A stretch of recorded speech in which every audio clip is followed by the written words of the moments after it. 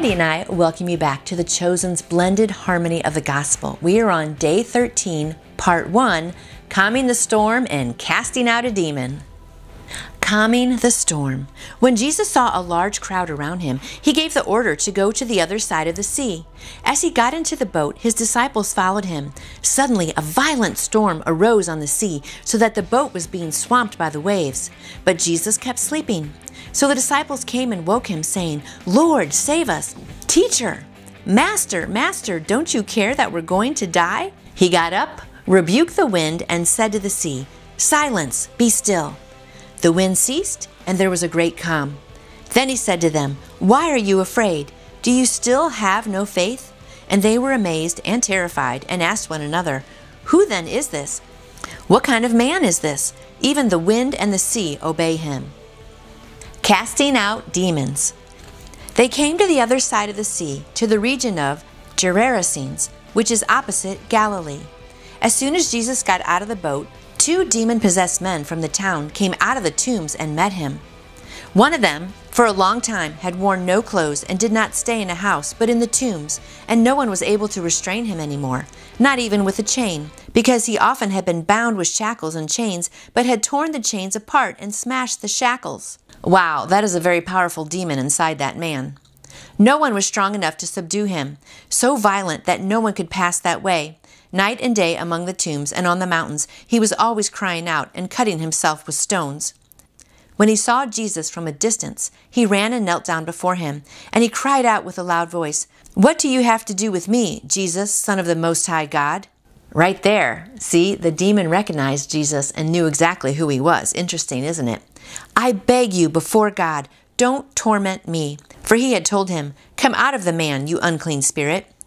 "What is your name?" Jesus asked him.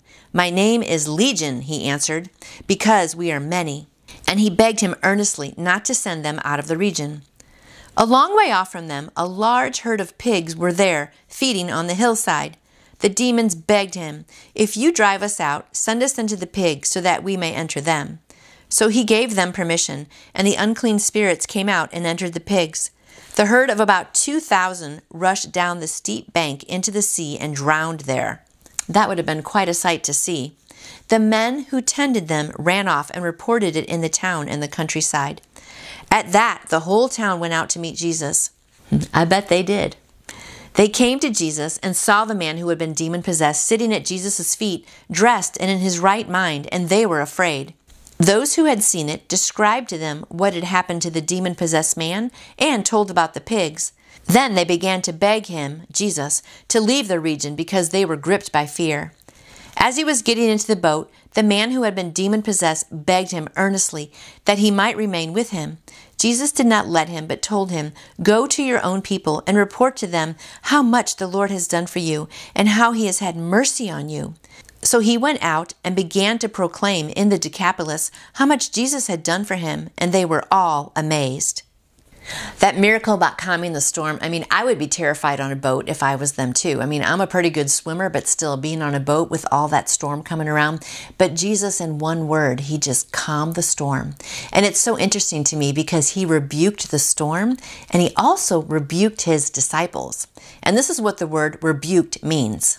Rebuke, to express sharp disapproval or criticism of someone because of their behavior or actions.